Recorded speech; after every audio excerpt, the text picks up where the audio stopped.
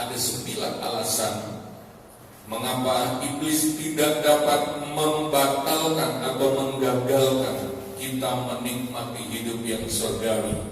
Sudah siap mendengarkan firman Allah ini? Nah, kita harus tahu bahwa orang-orang yang percaya kepada Kristus memiliki kehidupan yang luar biasa. Kita baca dalam 1 Korintus pasal yang ke-15 ayat 48 sampai 49. 1 Korintus pasal 15 ayat 48 sampai 49. Mari perhatikan baik-baik apa yang Tuhan siapkan bagi setiap orang-orang yang percaya kepada Tuhan. Makhluk-makhluk alamiah sama dengan dia yang berasal dari debu tanah, dan makhluk-makhluk surgawi sama dengan dia yang berasal dari surga. Siapakah makhluk-makhluk surgawi yang dimaksud? Sama seperti kita telah memakai rupa dari yang alamiah, demikian pula kita akan memakai rupa dari yang surgawi. Haleluya. 1 Korintus 15 ayat 53 sampai 54 berkata, karena yang dapat binasa ini harus mengenakan yang tidak dapat binasa, dan yang dapat mati ini harus mengenakan yang tidak dapat mati. Dan sesudah yang dapat binasa ini mengenakan yang tidak dapat binasa, dan yang dapat mati ini mengenakan yang tidak dapat mati, maka akan genaplah firman Tuhan yang tertulis, maut telah ditelan oleh apa? Ya. Nah, saudara-saudara sekalian, inilah hidup yang Tuhan anugerahkan kepada saudara dan saya. Inilah hidup yang Tuhan maksudkan untuk setiap orang yang datang kepadanya, yang menerima Dia, yang percaya kepadanya, lalu beroleh hidupnya Yesus, hidupnya yang kekal itu. Haleluya. Matius pasal 5 sampai pasal 7 berisi tentang gambaran dari kehidupan yang luar biasa itu. Ada 9 ucapan bahagia dalam Matius pasal 5. Berbahagialah, berbahagialah, berbahagialah, berbahagialah. Kalau kita bisa menjalankan kehidupan itu, maka berbahagialah hidup kita. Kita adalah orang-orang yang memancarkan kebahagiaan yang sejati. Kita bukan orang-orang yang murung karena berbagai masalah. Kita bukan orang-orang yang pesimis. Kita bukan orang-orang yang tidak punya pengharapan karena keadaan dunia yang begitu sukar dan sulit. Kita adalah orang-orang yang berbahagia, orang-orang yang berpengharapan. Itulah hidup yang Tuhan sediakan bagi kita. Tingkatan hidup kita bukan hidup yang duniawi lagi. Tingkatan hidup kita adalah hidup yang surgawi. Oleh sebab itu anak-anak Tuhan, orang-orang percaya harus tahu bagaimana mengenakan hidup yang surgawi ini. Dan iblis tidak bisa menggagalkan kita untuk mengalami hidup yang surgawi ini, asalkan kita tahu rahasianya. Yang pertama, saudara, mari lihat. Rahasia yang pertama adalah kita telah mati dan kita telah hidup dalam hidup yang baru. Haleluya.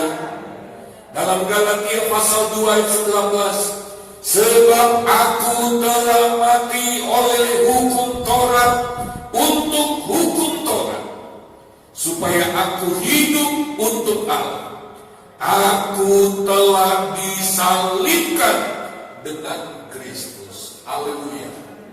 Kita sudah divonis mati oleh hukum Taurat. Karena kita tidak mampu memenuhi hukum Taurat. Hukum Taurat menuntut setiap orang yang melakukannya harus melakukan secara sempurna 100%. Satu saja gagal, maka semuanya batal. Dan yang mampu memenuhi 100% hukum Taurat. Oleh sebab itu kegagalan itu upahnya maut. Taurat sudah memvonis kita mati. Lalu kemudian pelaksanaannya kita mati. Waktu Yesus disalib, kita sudah dimatikan. Oleh sebab itu dikatakan kita mati untuk hukum Taurat. Maksudnya sebagai pelanggar hukum Taurat, ada 3 kutuk yang harus kita alami. Minimal 3 kutuk. Kutuk penderitaan, kemiskinan, dan kematian. Setelah kita mati di dalam penyaliban Kristus, kita sudah bebas dari tuntutan hukum Taurat. Hukum Taurat tidak lagi bisa mengenakan kepada kita kutukan. Hukum Taurat tidak bisa lagi mengikat kita dengan kutuk dosa. Karena orang yang sudah mati tidak bisa dituntut lagi. Haleluya. Dan yang luar biasa, setelah kita mati, maka kita dihidupkan dengan jenis kehidupan yang surgawi. Bisa beri kemuliaan bagi Tuhan. Kita dibangkitkan melalui kebangkitan Kristus, tetapi bukan kita yang lama, bukan hidup yang lama, tetapi setiap orang yang percaya kepada Kristus, dia ikut serta mati bersama Kristus disalib, dan dia ikut serta bangkit bersama dengan kebangkitan Kristus. Yang membuat dia bangkit dalam hidup yang baru adalah hidup kebangkitan dari Yesus. Iblis tidak bisa lagi berkuasa atas hidup yang baru ini. 1 Yohanes 5 ayat 18-19 berkata, dia tidak bisa menyentuh orang yang lahir dari Allah. Haleluya. Menyentuh, menjamah saja gak bisa. Apalagi menyantet, apalagi merasuki. Kalau kita sudah lahir dari Allah, kita pasti berkemenangan atas iblis. Coba baca 1 Yohanes pasal 5 ayat 18-19. Mari cepat. 1 Yohanes pasal 5 ayat yang ke-18 atau ayat 19. Mari cepat baca. Kita tahu bahwa setiap orang yang lahir dari Allah tidak berbuat dosa. Ulangi ayat 18, 2, 3. Kita tahu bahwa setiap orang yang lahir dari Allah tidak berbuat dosa, tetapi dia yang lahir dari Allah melindunginya, dan si jahat tidak dapat menjamahnya. Aneh kalau ada orang Kristen yang sudah lahir baru terus takut sama tuyul, takut sama pocong, takut sama setan. Setan saja takut sentuh dia kok. Kita hanya bisa digagalkan untuk menikmati hidup yang luar biasa ini kalau kita itu tidak tahu. Haleluya. Oleh sebab itu kunci yang kedua dalam Roma pasal 6 ayat 6, karena kita tahu bahwa manusia lama kita telah turut disalibkan, supaya tubuh dosa kita hilang kuasanya, agar jangan kita menghambakan diri lagi kepada dosa. Katakan, karena kita tahu. Iblis berusaha membuat kita tidak tahu. Iblis berusaha membuat kita amnesia rohani, lupa bahwa kita ini, hidup di dalam kita adalah hidup yang lahir dari Allah. Tetapi hari ini iblis tidak bisa lagi menggagalkan karena kita tahu. Haleluya.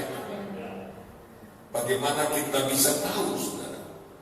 Matius pasal 16 ayat 17. Kata Yesus kepadanya, berbahagialah engkau Simon bin Yunus, sebab bukan manusia yang menyatakan itu kepadamu, melainkan Bapa-Ku yang di sorga. Tahu di sini bukan karena saya kasih tahu. Saudara tahu bukan karena saudara baca. Saudara tahu bukan karena ada sebuah informasi dari manusia. Tahu di sini karena saudara diberitahu oleh Tuhan. Oleh sebab itu kalau dengar firman, siapkan hati, hubungkan hatimu dengan Tuhan. Karena pada waktu saya belajar ini pun, saya sambil tutup mata, ini maksudnya kayak gimana Tuhan? Saya mesti berdoa supaya di dalam hati kita, dalam hati saya terjadi pewahyuan. Tuhan bukakan, supaya saya bukan hanya mengerti dari kalimatnya, tapi saya harus bisa melihat gambarannya. Saya harus bisa melihat kehidupan saya itu sesuai yang dimaksud Alkitab. Dan hanya Tuhan yang bisa kasih tahu itu. Seorang pengkhotbah yang hebat sekalipun, dengan suara yang menggelegar, dengan uraian yang sistematis, belum tentu dia mampu membukakan apa sesungguhnya hidup yang Tuhan inginkan untuk kita alami. Hanya kalau Tuhan bantu kita, lalu dia bukakan. Sambil kita dengar firman, dia buka filmnya. Hidupmu itu kayak gini. Coba kamu bayangkan. Haleluya. Itu yang dimaksud kita tahu. Haleluya. Berapa banyak anak Tuhan baca Alkitab, tapi tetap gak mungkin, gak ngerti. Ya tetap melongogi opo maksudnya. Anak Tuhan yang sudah dengar firman pun, kalau dia gak ambil waktu di rumah untuk duduk dengan Tuhan, untuk merenungkan lagi, dia gak akan dapat lebih banyak. Karena Tuhan itu gini, dia percayakan sedikit. Kalau kita bisa dipercaya, kita setia, dia akan buka lagi. Dia akan buka. Haleluya. Makanya anak Tuhan yang dengar firman tapi tidak melakukan apa-apa sesudah dengar firman, apa yang ada padanya akan diambil lagi. Oleh sebab itu Tuhan ingin apa yang Dia berikan pada kita, kita harus setia. Setia membagikan kepada orang lain, setia merenungkan, ya, setia dalam melakukan, setia dalam berpegang pada firman itu. Nanti dia akan buka, dia akan ajari lagi. Biasanya anak Tuhan seperti itu, dia akan dapat lebih banyak daripada yang dia dengar dari khotbah seorang hamba Tuhan. Haleluya. Tuhan akan buka. Makanya kalau sudah dengar firman Tuhan, jangan terus puas berkata, sudah, ya, ini sudah paling afdol, pasti Tuhan tertulis. Ya, firman Allah diberikan untuk kita bawa dalam kehidupan sehari-hari. Haleluya. Yang ketiga, saudara, mengapa iblis tidak bisa menggagalkan kita untuk menikmati hidup yang dahsyat, hidup yang surgawi itu? Yang ketiga ditulis dalam ayat 8, Roma pasal 6 ayat 8. Mari baca bersama. Roma 6 ayat 8, 2, 3. Jadi jika kita telah mati dengan Kristus, kita percaya bahwa kita akan hidup juga dengan Dia. Kalau kita sudah percaya, kita sudah tahu bahwa waktu Yesus mati kita sudah mati, maka kita juga percaya bahwa kita hidup dalam hidup yang baru saat ini. Haleluya. Iman kita harus dipakai, bukan keadaan, kondisi, perasaan kita, bukan. Ada banyak anak Tuhan digagalkan iblis, lalu dia kembali ke gaya hidup lama. Karena apa? Imannya nggak bekerja. Dia nggak mendasarkan kehidupan barunya di atas iman, tetapi di atas perasaan, di atas keadaan. Lalu iblis bilang, nah kan, buktinya keadaanmu masih nyolong kan? Buktinya kan kamu perasaanmu masih diaduk-aduk kan? Buktinya kondisi hidupmu, hubunganmu dengan banyak orang berantakan juga kan? Buktinya kamu suka cemas. Buktinya kondisi hidupmu sulit. Lalu si anak Tuhan lebih percaya kepada keadaan Tuhan. Makanya ada anak Tuhan berkata, firman sih firman, tapi aku masih daging, masih manusia. Alkitab berkata, yang mau binasa ini, hidup yang lahirnya ini, harus mengenakan yang tidak dapat binasa. Pilihan ada di tangan kita. Hidup yang rapuh ini, Paulus berkata, harus hidup oleh iman kepada anak Allah. Hidup yang kuhidupi dalam daging ini harus hidup oleh iman kepada Yesus yang mengasihi kita. Kalau kita lepaskan tubuh ini dari yang tidak dapat binasa, dari hidup surgawi yang sudah kita miliki, dia akan menjadi liar. Tubuh ini kan saya sudah katakan, ini cuma kulit aja, casing. Kita harus lebih percaya apa yang Yesus sudah kerjakan bagi kita ketimbang keadaan. Amin. Keadaan itu dalam. Dan setiap saat kita menghadapi pergumulan. Tetapi firman Allah beritahu, setiap saat juga kita punya kehidupan yang surgawi.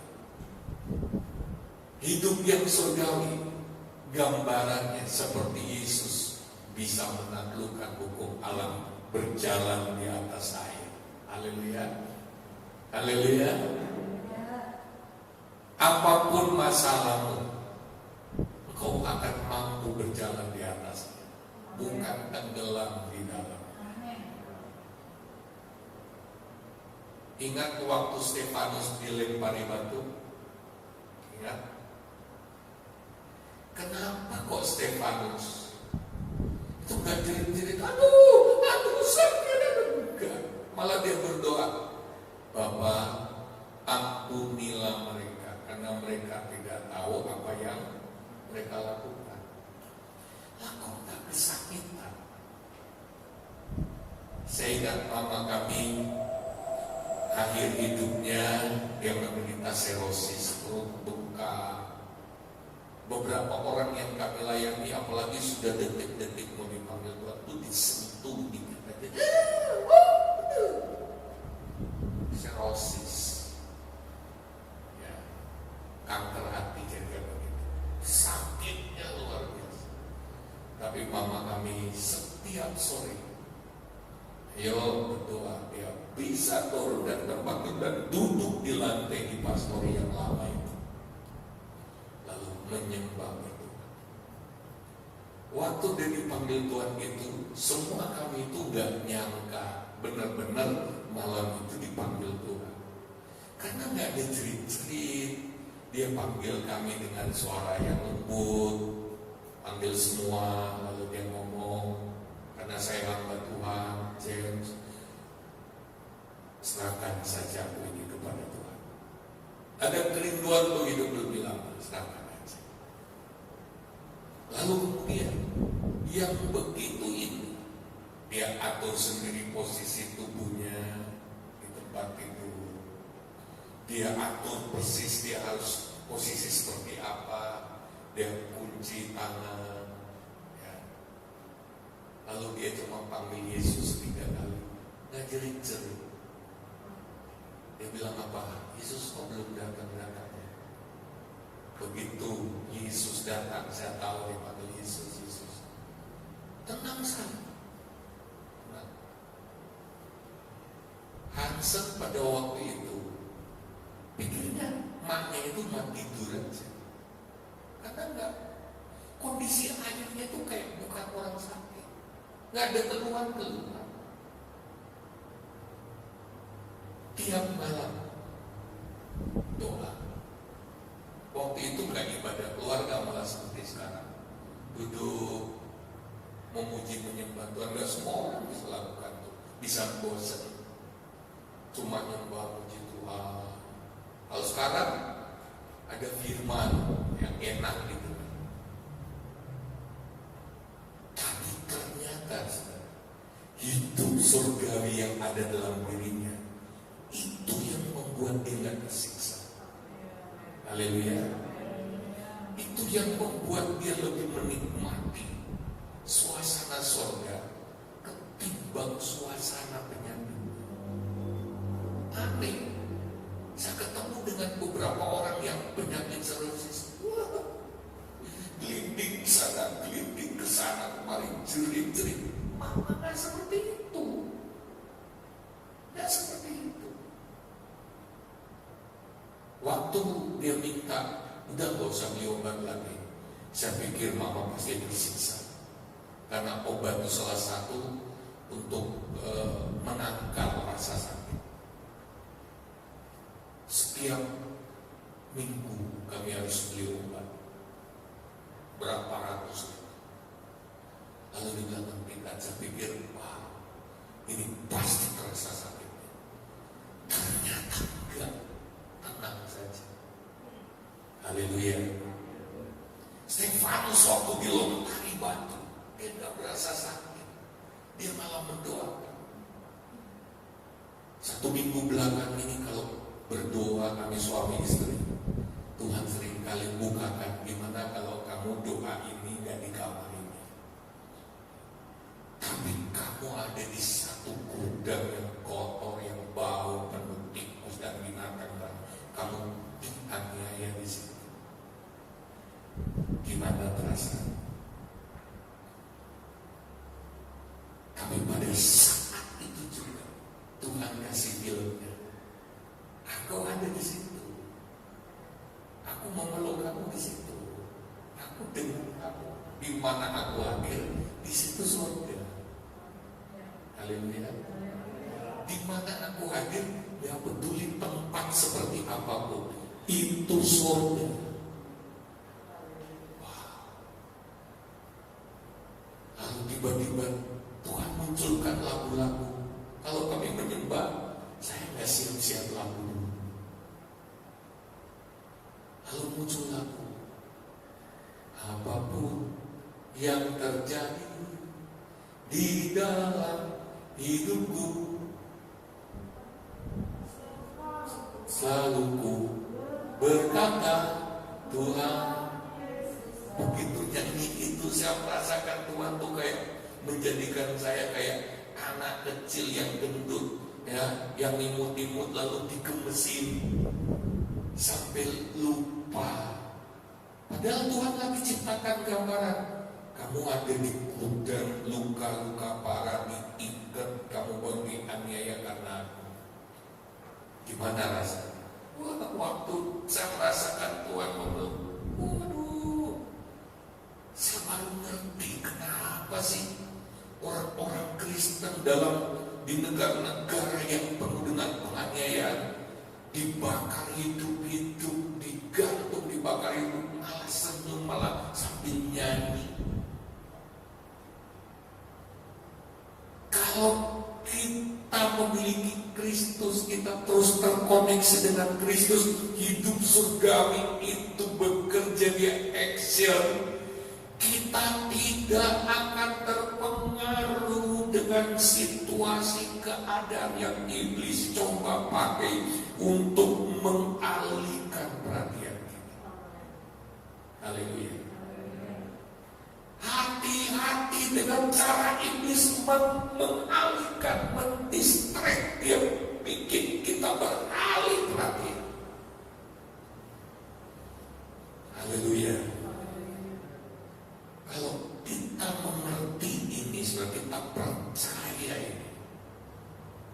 dan apapun tidak akan begitu banyak mengenal kita. Tapi ketika kita mulai fokus ke masalah, fokus ke rasa sakit, maka penyakit itu tiba-tiba bisa berlipat-lipat kali menyakitkan kita. Haleluya. Haleluya. Saya masih ingat, waktu saya masih kecil, saya main pisau, tangan saya cukup dalam, cukup dalam, teriris. Wah, perihnya luar biasa. Tapi tiba-tiba ada anjing rabies lewat sambil gerak-gerak. Itu saya lari, nggak terasa lagi luka di tangan, hilang rasa sakitnya. Karena apa? Pikiran saya lagi fokus ke anjing rabies. Begitu aman, saya lihat lagi lukanya, terasa mana yang sakitnya.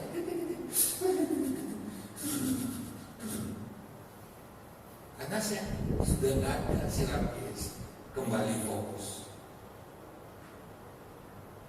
Sekarang saya itu ketawa sendiri, bodohnya. Pada waktu itu saya masih usia 9 atau 10 tahun, nggak ada diabetes, jadi luka itu nggak pernah diobati, disembuh diri. Waktu itu pengetahuan saya tentang gimana sih luka ini bisa sembuh, itu nggak diapa-apain.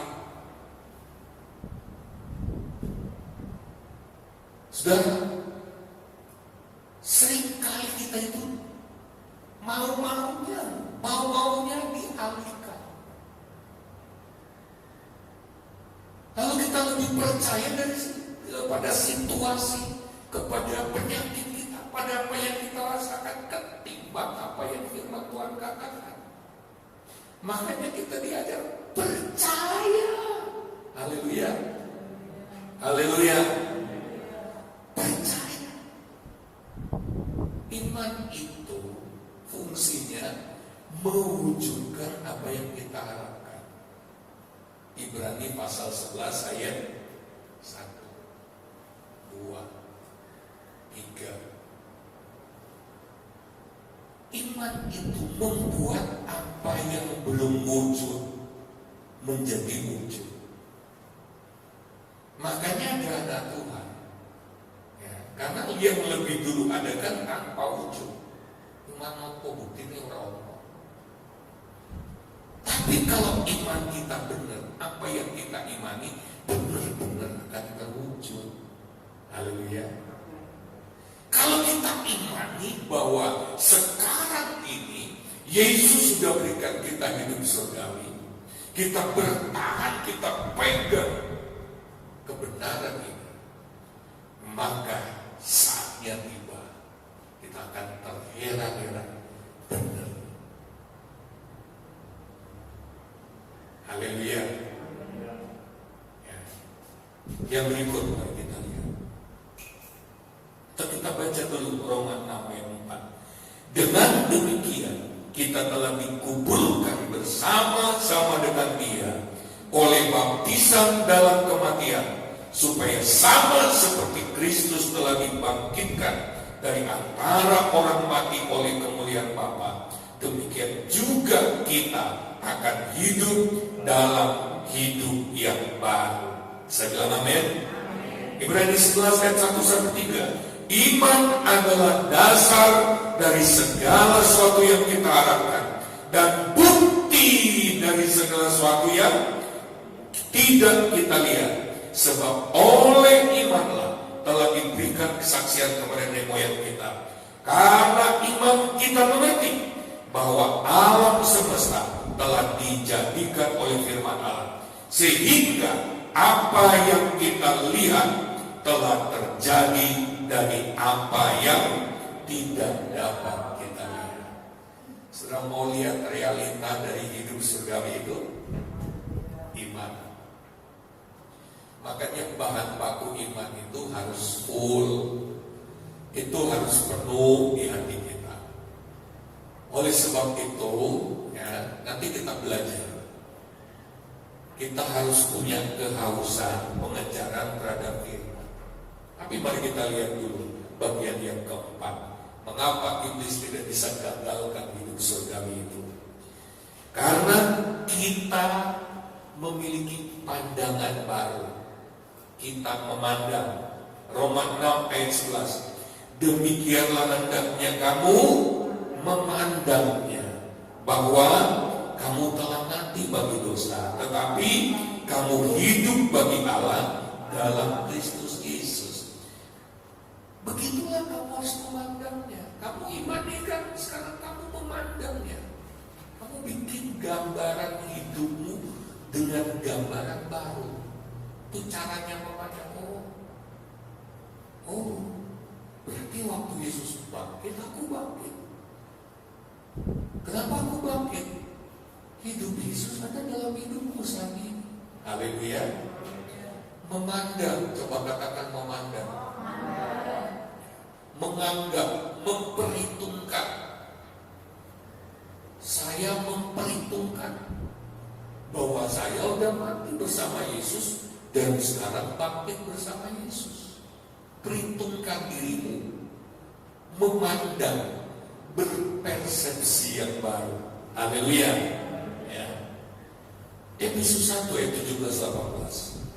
Dan meminta kepada Allah Tuhan kita Yesus Kristus, yaitu Bapa yang mulia itu, supaya Ia memberikan kepadamu roh hikmat dan wahyu untuk mengenal Dia dengan benar, dan supaya Ia menjadikan mata hatimu terang, agar kamu mengerti pengharapan apakah yang terkandung dalam panggilannya, betapa kayanya kemuliaan bagian yang ditentukannya bagi orang-orang kudus. Mata hati kita harus terang. Haleluya. Memandang dalam Roma 6 itu bukan memandang dengan mata jasmani. Mata lahiriah kita ini malah sering menyesatkan. Mata lahiriah ini melihat situasi keadaan yang berbeda dengan kebenaran firman. Mata jasmani kita dia melihatnya lain. Mata jasmani kita itu terbatas, tapi dia itu biang kerok. Dia yang memberi informasi. Lalu hidup surgawi apa? Buktinya gue masih duniawi banget. Reaksi-reaksimu saja masih duniawi. Hidup surgawi macam apa? Hidup lu kayak keset. Lihat. Lalu kita pergi berdiri di cermin. Lalu kita mulai melihat diri kita yang pecundang. Itu mata kita jasmani. Oleh sebab itu memandang di sini, memandang dengan mata hati. Kita tutup mata jasmani, biarkan mata hati kita yang bekerja. Haleluya. Kita perlu memandang dengan mata hati. Amin. Oleh sebab itu, firman Allah itu perlu dibayangkan. Firman Allah itu perlu diimajinasikan. Makanya saudara dengar firman saat ini, belum ada waktu imajinasi yang panjang.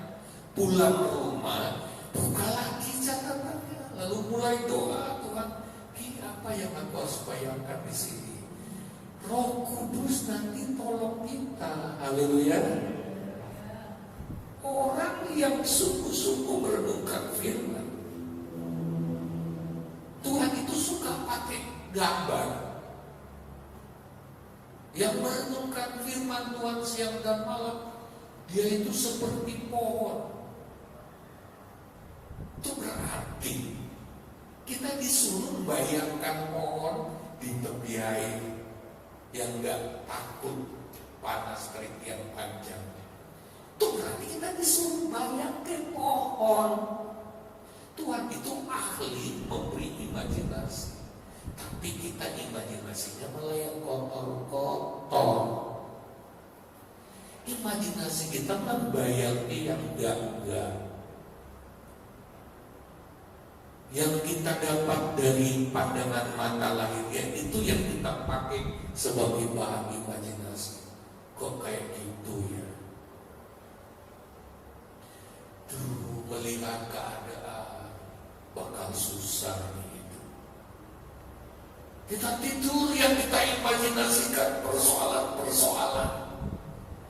Dalam gambaran itu kita terus membayangkan, aku gak punya kekuatan untuk menghadapi siapa aku.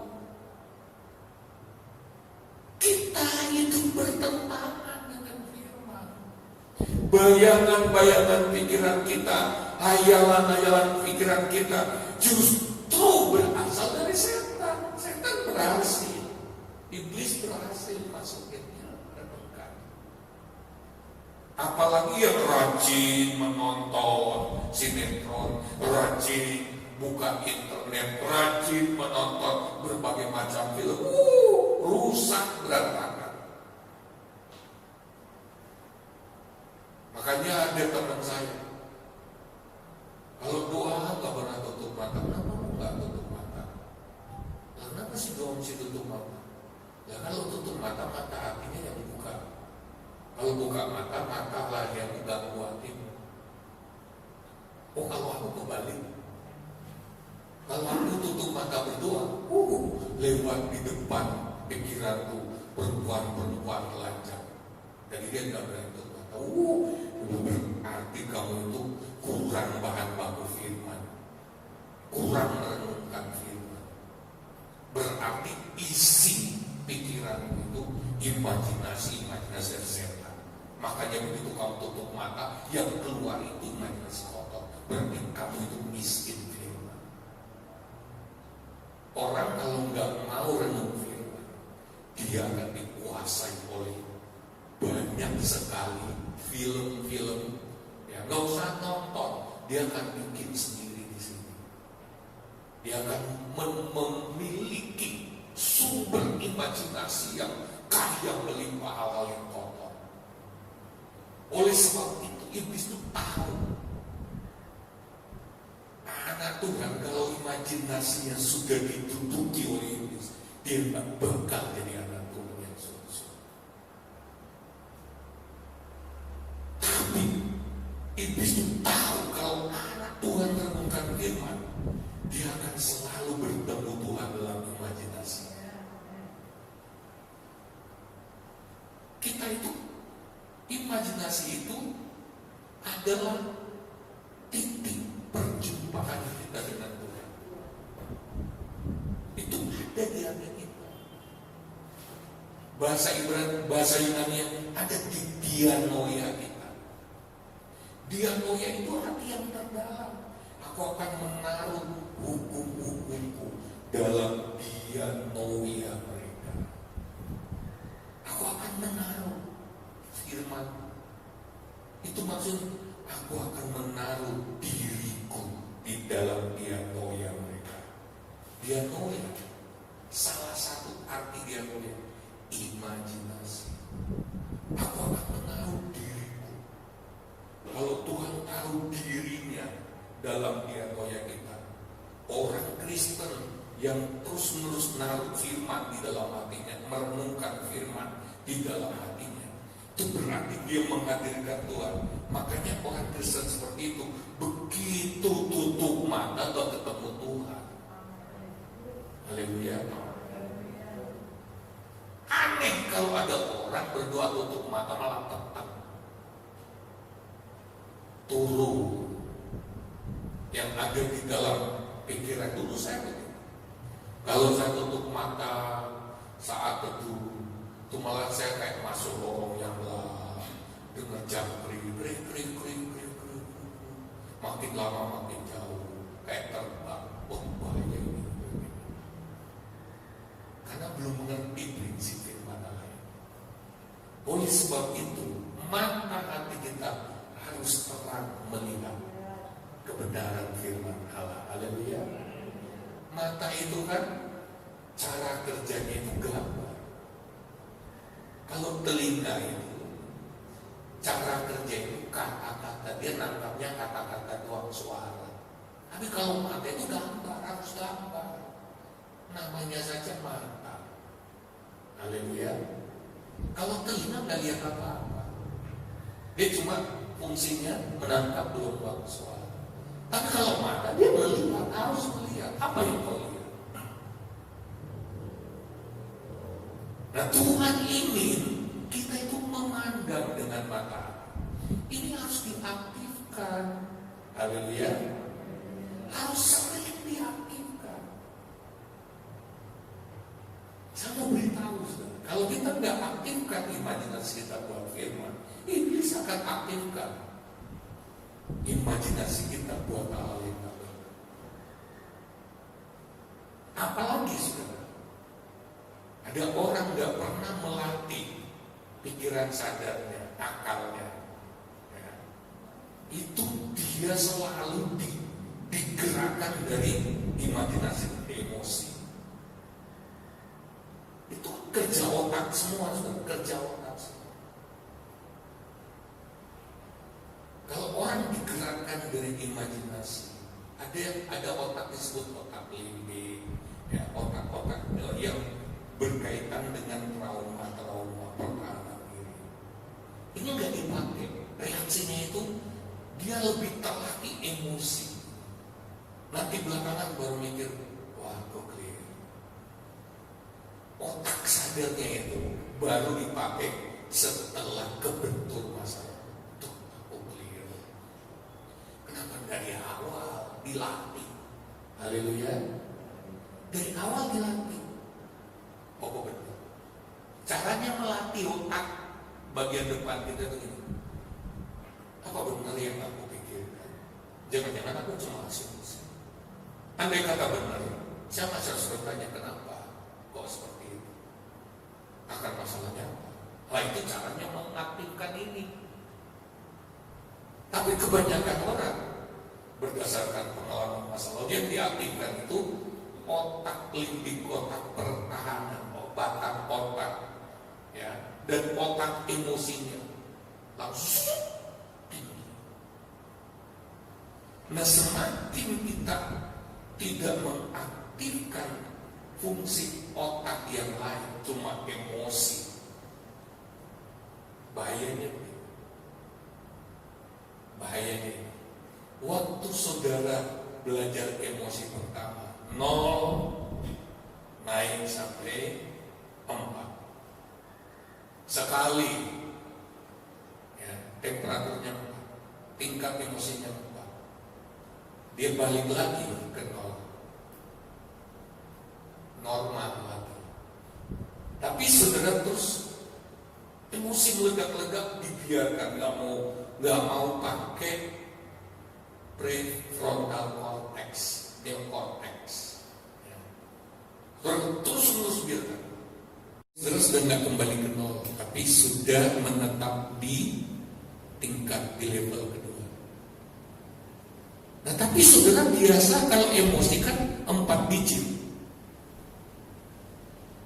Karena saudara sudah nggak turun sampai ke 0, emosi saudara sudah ada di 2. Saudara emosi lagi 4 digit, 6. Masih bisa balik lagi ke 2. Tapi setelah terus, pokoknya aku kalau belum emosi, aku belum lega. Nah emosi itu dia menghasilkan dopamin dan berbagai zat yang sama dengan narkoba. Orang narkoba itu awal mula dengan pil kecil aja udah cukup, tapi lama-lama dia akan butuh dosis tinggi. Balik kedua, tapi emosi terus naik ke 6. Waktu turun sudah nggak turun kedua, dia turun ke 4. Ini orang sudah emosi, dasar emosinya sudah 4. Ya. Maka kalau dia emosi lagi, itu ledakannya akan besar. Apalagi kalau dia dari 4 izin. Misalnya, wah, 4 itu sudah tidak melegakan. Kalau tadinya teriak-teriak, diem kayak orang udah puasa. Orangnya merasa kesakitan, terluka hati, aku udah puas. Sekarang kalau nggak nyakiti bener-bener, nggak banting-banting perkakas rumah tangga, aku belum puas. 10. Dia naik ini, baru lega. Nah dia terusin ini, pola ini, emosi dia nggak sadar. Lama-lama 10 ini sudah nggak turun lagi sampai ke 4, dia cuma turun sampai ke 6. Ini orang, kalau ketemu orang seperti itu, wah kena. Emosinya di atas terus. Matanya itu, saya lihat orang yang kita ngekor di belakangnya, injek bayangnya saja, itu senang. Pokoknya kok injek bayangnya saja bisa emosi. Ada teman saya, saking emosinya, ya, emosinya sudah nggak turun. Sampai orang bilang selamat malam, lu bilang apa? Diberi salam malah marah. Hati-hati.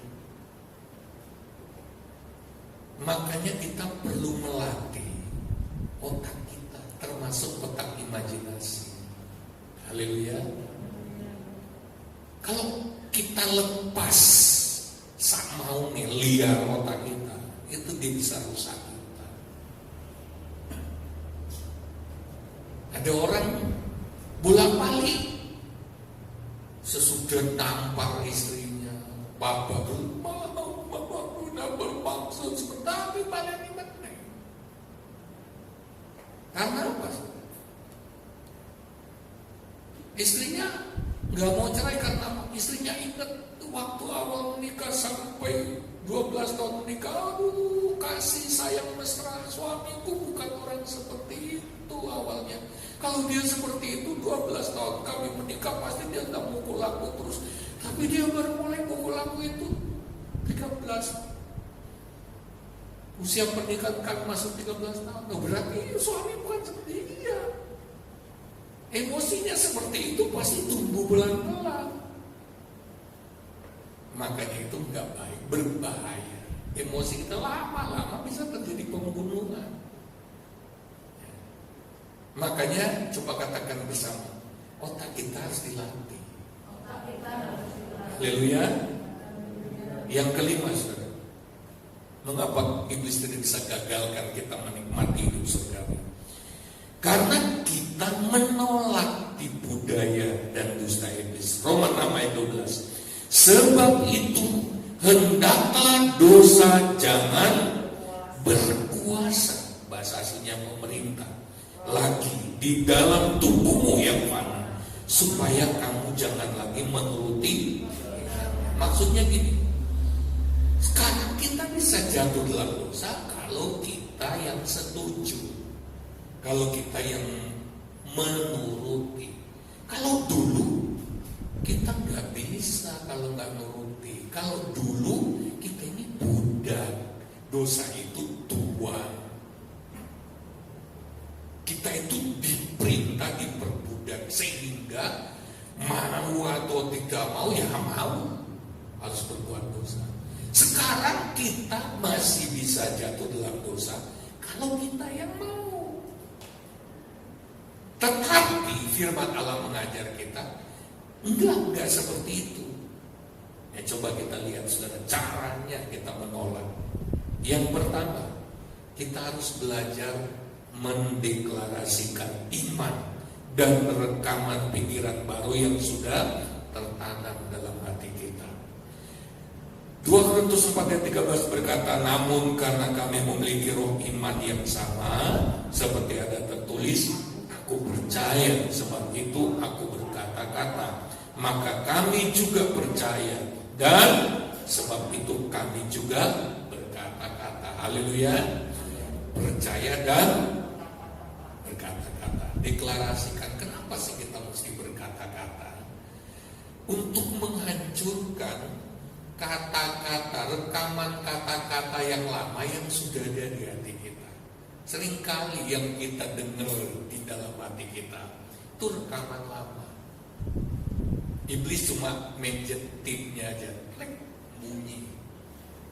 Oleh sebab itu, caranya melawan kata-kata iblis itu adalah dengan berkata-kata.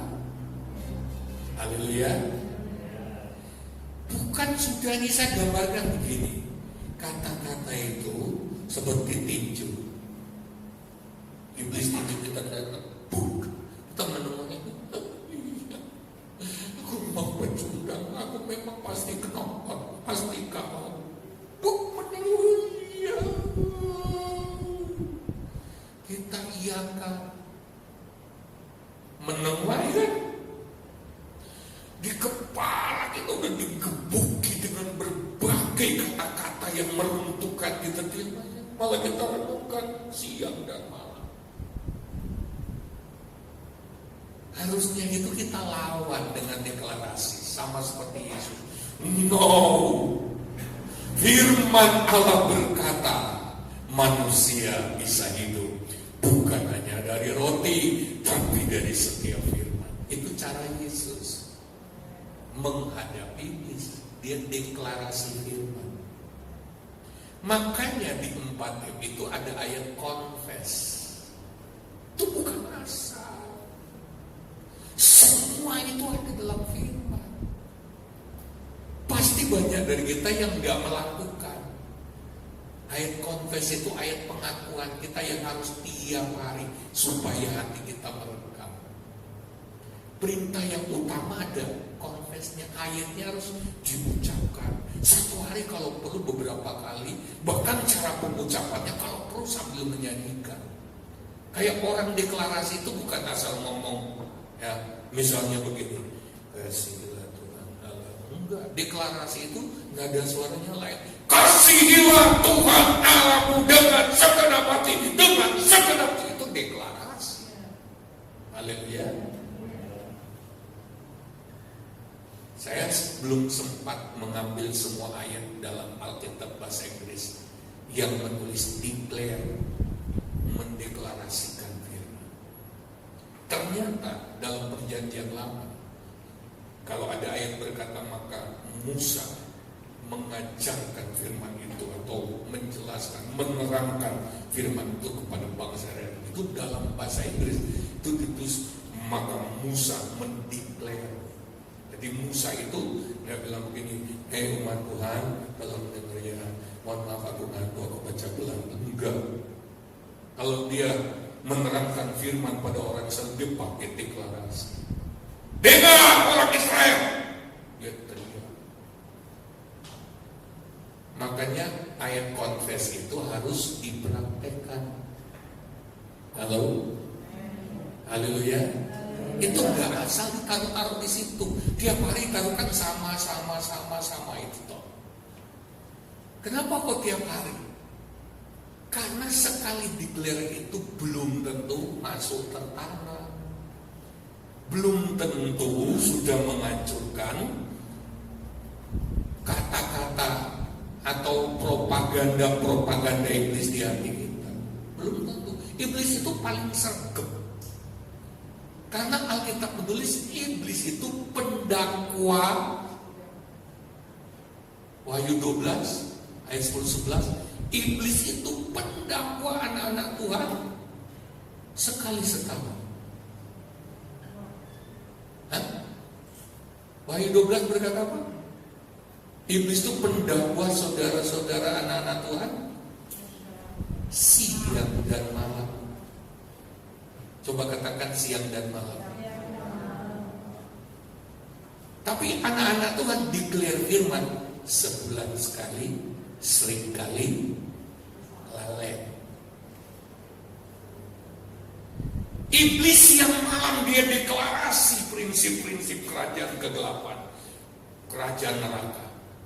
Siang malam. 1 Petrus pasal 5 ayat 8. Dia keliling terus. Iblis tuh nggak pernah cuti, nggak pernah istirahat.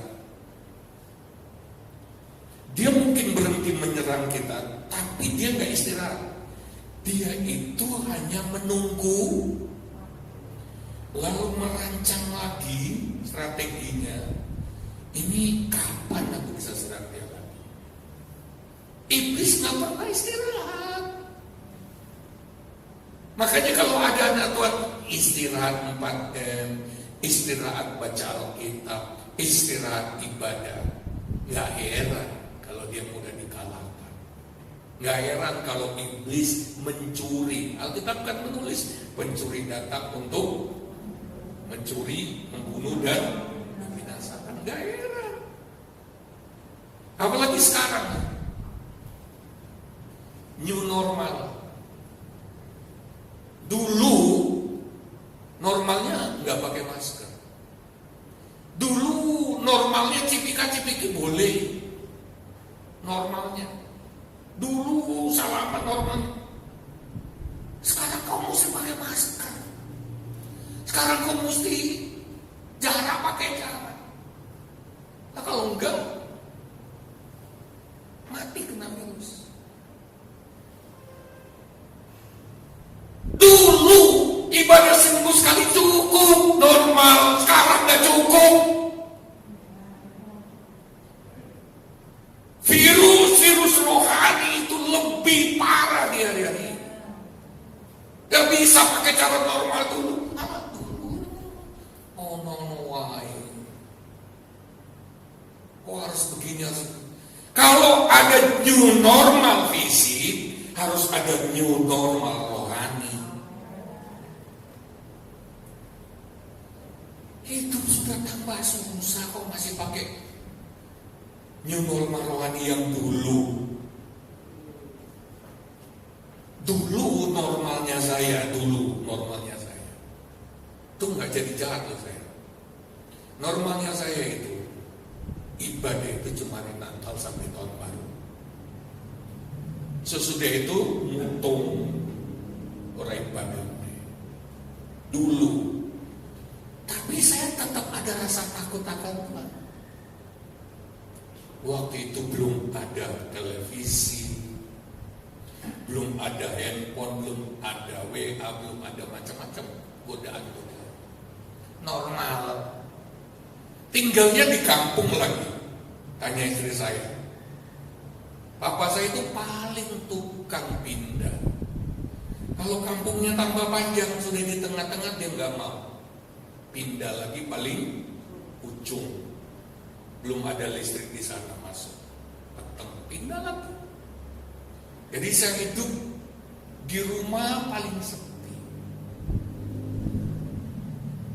Nah rasanya normal. Ibadah setiap Natal atau sama tahun baru. Tapi begitu saya mulai tumbuh gede, saya mulai mengenal hidup itu ternyata banyak pergumulan. Haleluya. Saya mesti berusaha. Mulai, walaupun sebulan 2 kali mulai ke gereja. Tapi lama-lama sudah gak normal. Karena tantangan hidup makin lama makin besar.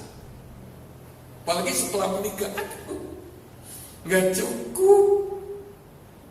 Apalagi cuma khotbah hari Minggu. New normal rohani itu juga harus diterapkan. Kalau dulu baca Alkitab sekali seminggu cukup, sekarang gak bisa. Kita pasti kalah. Tangkap maksudnya? Kalau dulu gak ada ibadah tiap hari, gak apa-apa. Tapi sekarang tantangannya berat. Perlu ibadah tiap hari. Itu normalnya begitu. Masa kita taat aturan protokoler new normal dari pemerintah, kok nggak mau new normal rohani? Masa kita kepingin bebas dari virus tapi nggak mau ikut protokoler? Haleluya. Coba katakan deklarasi. Lalu yang kedua, jangan memberi penyediaan menu pembangkit keinginan dosa. Supaya kita bisa menolak tipu daya iblis. Roma 13 ayat 14. Tetapi kenakanlah Tuhan Yesus Kristus sebagai perlengkapan senjata terang, dan janganlah merawat, bahasa Yunaninya pronoia, tubuhmu untuk memuaskan keinginannya. Jangan merawat, jangan pronoia. Artinya begini, pronoia itu sama dengan bahasa Inggris provision atau penyediaan. Disediakan dulu. Pro itu sebelum kan, ya. Pra itu sama. Noia, pikiran. Ya. Jadi gini, kita ini, tubuh kita ini tidak akan berdaya berbuat apa-apa kalau kita nggak sediain. Ya. Kita nggak beri penyediaan yang dia butuhkan. Orang nggak ucuk-ucuk jatuh dalam dosa. Itu dia pasti kasih makan dulu pikirannya. Dia kasih menu dulu. Dia ambil menu itu. Entah dari mana, dari bacaan, dari asumsi, dia kasih menu. Kalau menunya sudah mencukupi, dia pasti kalah. Hati-hati dengan pronoia, penyediaan. Itu bisa datang dari mana saja. Waktu nonton, waktu ngobrol, gosip, itu bisa pronoia. Menu-menu penyediaan yang akan menghancurkan kita masuk. Hati-hati dengan pronoia, dengan provision. Provision itu kayak setelah mau bepergian, nyediain bekal. Ya. Setelah menyiapkan, menyediakan, mensuplai. Hati-hati. Haleluya. Ya. Yang berikut, yang ketiga, jangan menyerahkan anggota tubuhmu pada dosa. Roma 6 ayat 13-14. Dan janganlah kamu menyerahkan anggota-anggota tubuhmu kepada dosa untuk dipakai sebagai senjata kelaliman. Tetapi serahkanlah dirimu kepada Allah sebagai orang-orang yang dahulu mati, tetapi yang sekarang hidup.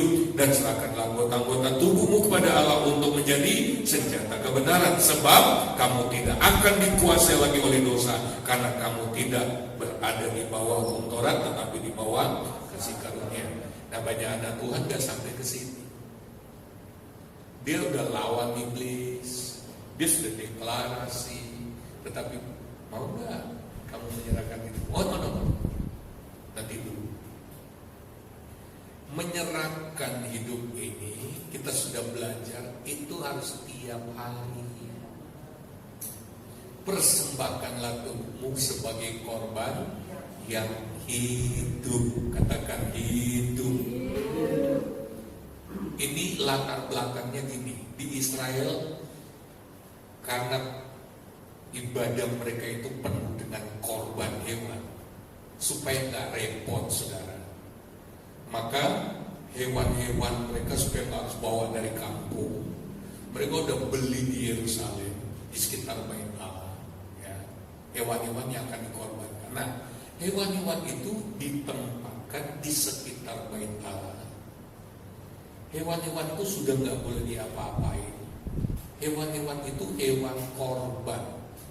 Jadi walaupun masih hidup, tapi mereka sudah menjadi hewan korban. Kapanpun waktunya tiba, tinggal diambil.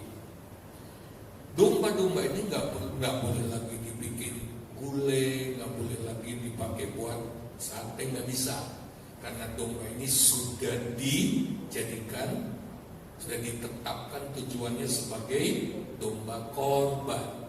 Sudah nggak boleh lagi diguntingi bulunya, sudah ditempatkan di situ, udah seluruh hidupnya, ya sampai dia mati udah di situ, nggak boleh kemana-mana, nggak boleh diapa-apain lagi. Dia boleh digemukin, dikasih makan, hanya satu tujuan, dia itu korban buat Tuhan. Begitu juga orang Kristen. Banyak anak Tuhan yang gagal karena apa? Dia nggak praktek mempersembahkan hidupnya sebagai korban yang hidup, atau dia mempersembahkan dirinya sebagai korban tapi ucul meneh. Kalau diumpamakan domba, pergi coba. Dia nggak tetap. Makanya dia jadi mangsa iblis. Kan iblis itu keliling mencari orang yang bisa ditelan. Kalau praktek menyerahkan diri ini harus terus menerus. Kita sudah belajar kan arti dari menyerahkan diri, yaitu menyerahkan semua yang kita lakukan untuk Tuhan. Lakukanlah segala sesuatu untuk Tuhan. Menyerahkan tubuh itu berarti semua yang dilakukan tubuh ini untuk Tuhan. Dan arti terdalam dari mempersembahkan tubuh oleh sebab itu, karena itu berarti apa yang kita lakukan dengan tubuh ini, apa saja yang tubuh ini lakukan untuk Tuhan. Arti terdalam dari penyerahan tubuh ini adalah selalu hidup di hadapan wajah Tuhan. Itu artinya selalu hidup di hadirat Tuhan. Karena apa? Seperti domba di bait Allah itu, udah kamu di situ aja di sekitar bait Allah, gak pergi-pergi. Setiap saat, ya, baru kita bisa menikmati hidup yang surgawi. Amin. Yang keenam, membaharui pikiran. Katakan bersama, membaharui pikiran. Nah, Roma 12 ayat 2 berkata, janganlah kamu menjadi serupa dengan dunia, tapi berubahlah oleh pembaharuan budimu. Coba katakan, pikiran harus dibaharui. Gak cukup cuma deklarasi, ya, tapi terus menerus. Ayat ini berkata pembaharuan itu sebuah proses. Jadi gak langsung bisa selesai dalam satu hari. Hari ini yang kita tanam dalam pikiran kita firman ini, besok firman yang lain. Nah, itulah yang kita kejar melalui 4M. Kita tanam pelan-pelan. Karena pikiran kita itu sudah kebanyakan ditanami sama duri. Haleluya. Sudah terlalu banyak pikiran iblis di sana. Makanya 4M itu secara pelan-pelan, kalau benar-benar dipraktekkan, direnungkan, itu untuk bikin baru pikiran kita. Haleluya. Untuk menanam nilai-nilai dari hidup yang surgawi. Ini loh hidup yang surgawi. Nah, itu perlu dibaharui, ya. Nah, oleh sebab itu, ya, Roma 8 ayat 5 sampai 8 berkata, sebab mereka yang hidup menurut daging memikirkan hal-hal yang dari daging. Mereka yang hidup menurut roh memikirkan hal-hal yang dari roh. Jadi bagaimana kita bisa hidup? Ya, bagaimana caranya kita hidup? Bagaimana caranya kita hidup menikmati hidup surgawi itu? Caranya adalah dengan memikir-mikirkan hidup yang surgawi. Haleluya. Memikirkan semua hal, ya. Oleh sebab itu, dalam Kolose kita sudah belajar, carilah, katakan bersama, carilah perkara yang di atas. Kata carilah, saudara, dalam bahasa asli itu, ya, seteo, artinya bidik, jadikan sasaran. Ya. Kata carilah itu bidik, jadikan target utama. Ya. Ketika panah diarahkan, saudara, maka orang nggak mau lihat, si pemanah nggak akan lihat kiri kanan lagi. Dia nggak mau lihat mana-mana. Matanya hanya tertuju pada satu titik saja. Waktu dia tarik panahnya, dia nggak akan bergeser kemanapun matanya. Dia akan menatap titiknya satu itu. Itu yang dimaksud dengan carilah. Haleluya. Arti yang lain adalah seteo itu, carilah perkara itu, lakukan penelitian. Ya, saya gambarkan seperti para profesor menemukan vaksin. Saya nggak ngerti sampai jam berapa malam-malam melakukan penelitian. Nah, itu lakukan penelitian. Ya, ini gambarannya ini gini, serius banget. Haleluya. Haleluya. Ya. Lalu arti lainnya adalah mempertanyakan, mempersoalkan. Ini kalau benar hidup surgawi itu dahsyat tuh. Ini bagaimana? Itu langkah-langkahnya bagaimana? Saya harus mengerti ini. Saya harus ketemu gembala ini. Saya mesti bertanya. Saya mesti ketemu saudara seiman. Kamu ngertinya apa? Kamu mudeng apa dari firman Tuhan tadi? Kamu dapat apa? Itu yang dimaksud share. Supaya kaya. Haleluya. Haleluya. Arti yang lain daripada seteo atau mencarinya adalah menuntut, memperjuangkan. Saya gambarkan kayak orang demo. Kami menuntut apa? Nuntut, ngotot. Ini harus. Hidup surgawi itu harus. Gak bisa tidak, aku harus mengalaminya. Bagaimana caranya? Terangkan, ayo. Saya mau cuma orang lain yang mengalami. Saya harus mengalaminya. Ini serius. Karena banyak orang dengar pulang rumah kelalen kayak orang serius. Bagaimana bisa mengalaminya? Mencari, ada orang cari ini piye. Ya, ternyata itu artinya. Lalu kemudian berjuang, berusaha. Ya. Jadi enggak menggampangkan. Didengar ya 3 bulan kemudian begitu diingatkan, oh iya ya, kuku kelalen. Ya berarti enggak serius. Nah, banyak anak Tuhan itu sesungguhnya enggak ada keseriusan.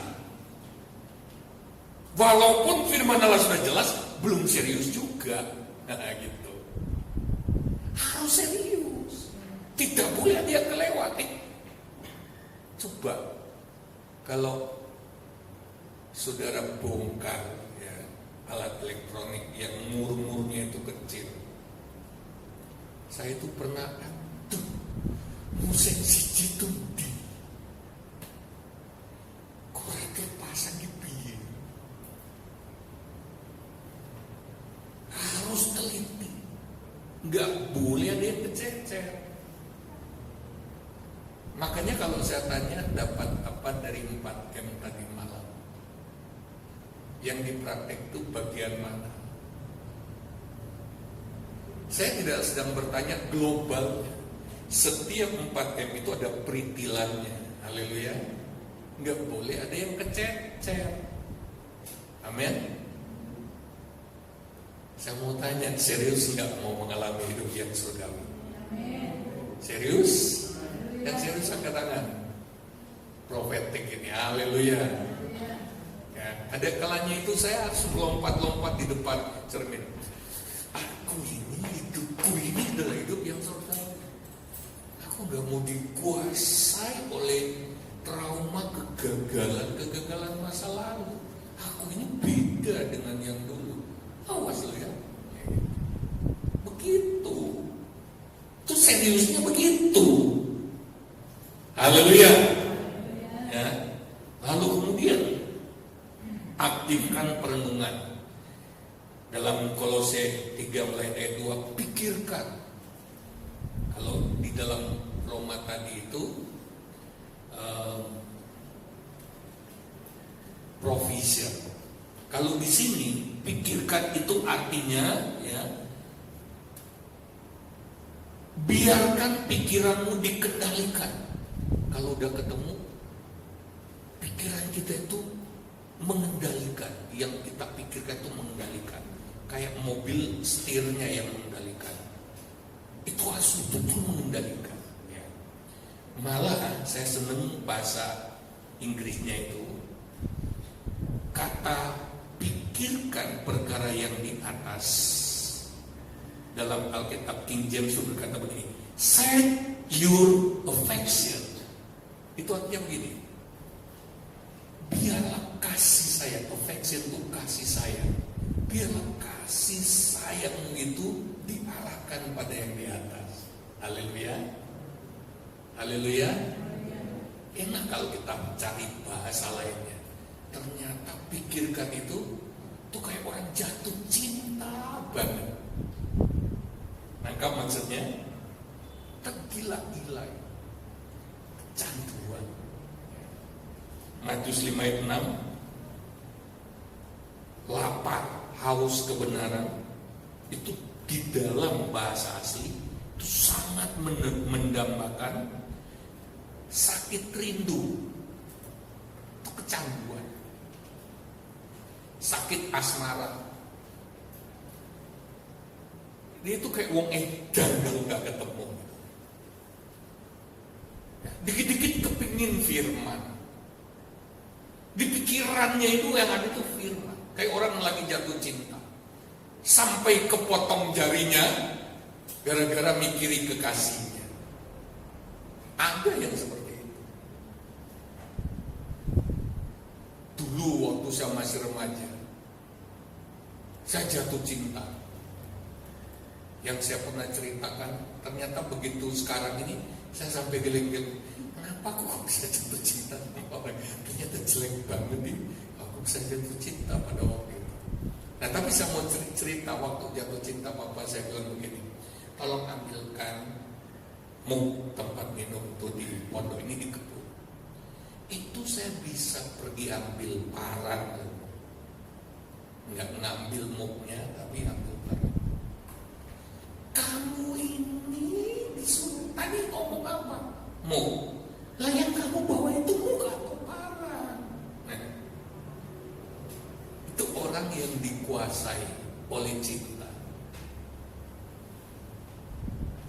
Kalau kita dikuasai oleh jatuh cinta sama firman, kita bisa dikendalikan firman.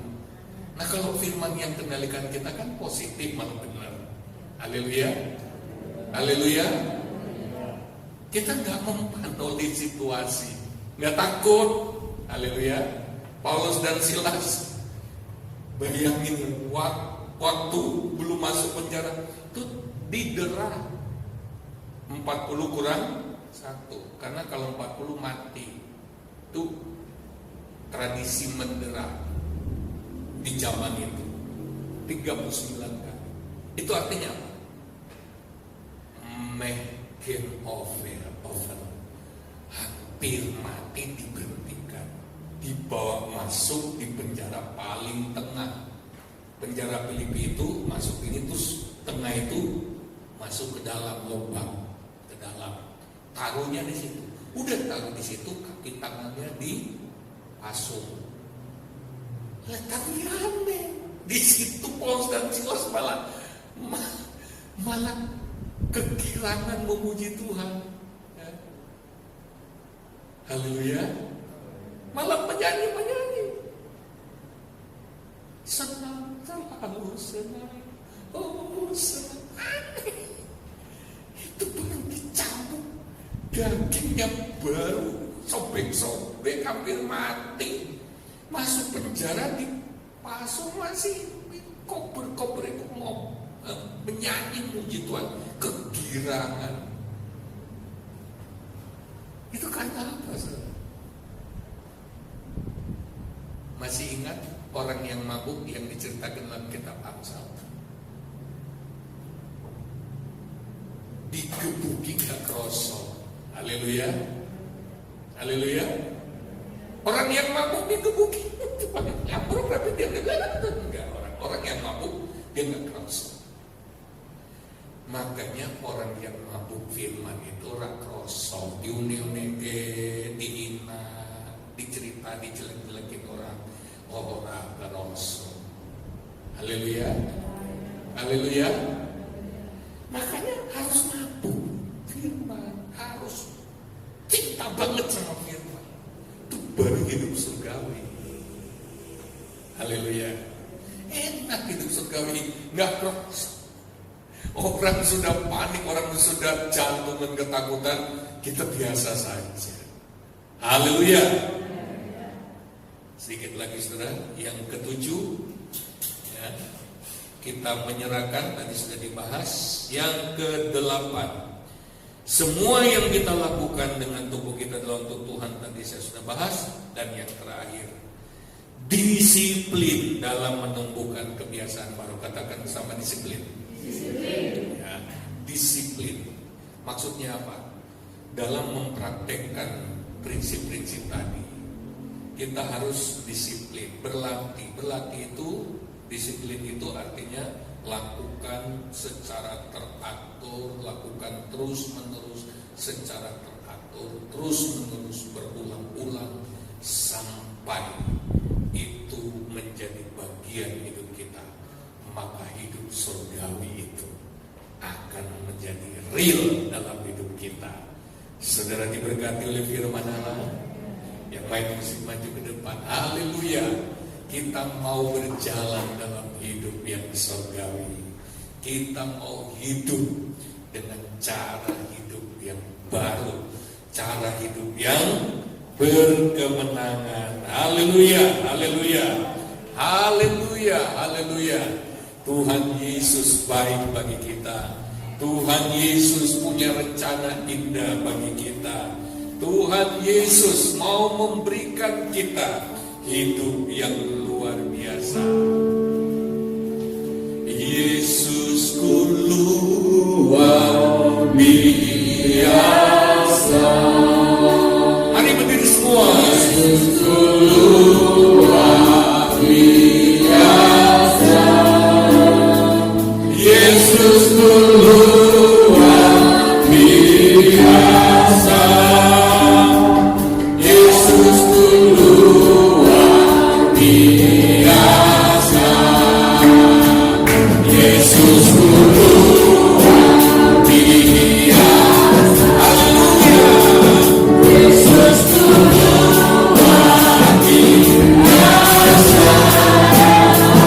Yesusku luar biasa. Yesusku luar biasa.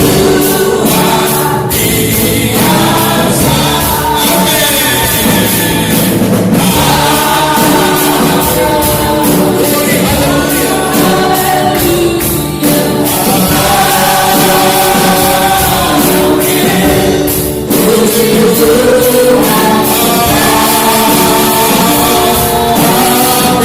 Amin.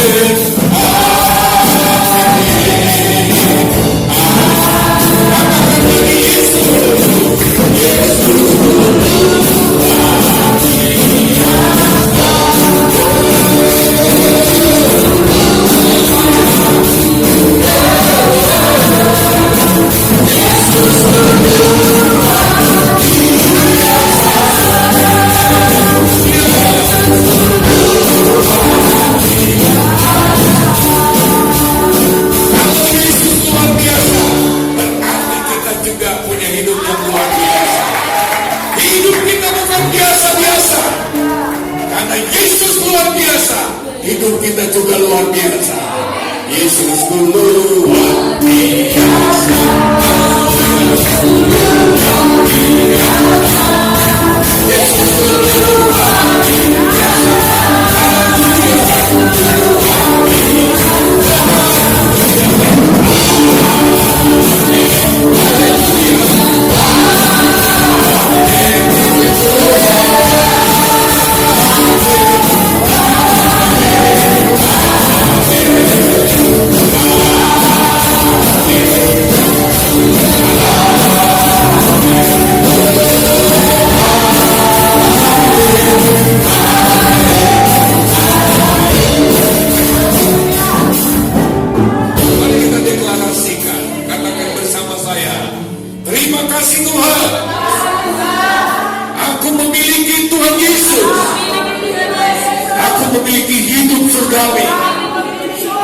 Hidup yang luar biasa, hidup yang lebih dari pemenang, bukan hidup yang pecundang, tapi hidup yang bahagia, hidup yang bercahaya, hidup yang bisa meraih hal-hal surgawi, hidup dalam janji-janji Tuhan,